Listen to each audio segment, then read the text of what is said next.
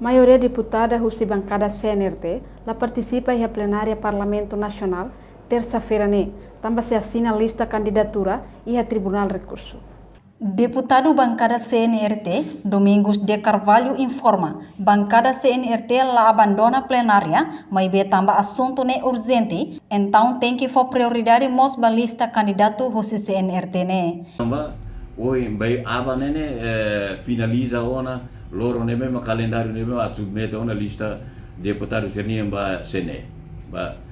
Então hoje deputado sernia hotu marca presença e a fati mesmo ne vai aparecer assim na lista, o de não deve submeter para Sene e a tempo para pelo menos lá hoje o ser local então abang tem que atar mona. Também ele nem hoje se abandona plenária, lá os querer abandona mais ver hoje how participa e se rasik mais assim na lista presença, lá vai para ser bela assim na fila fali também e de urgente nem hoje alguns contatos seriam a mim se entre ela para assim ela ver a minha lori cartão eleitoral, lori foto, o assim na lista candidatos neve se entre na maka hoje o marca presença e parlamento. Enquanto deputado Domingos de Carvalho afirma, candidato husi número ida Tosia Nulo tem que marcar presença roto, hori assina lista candidatura ba eleição parlamento niang. Entretanto, lista husi definitivo niang iha hitunulu Racing Lima, no suplemento niang iha Ronulu Racing Lima tem que completa antes entrega ba CNE.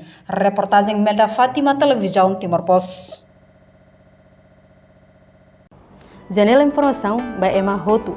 Atuheta informação atual diakliu kita haluha. Haneham botão subscribe, like, halo comentário no faz botão ba media social Hotu.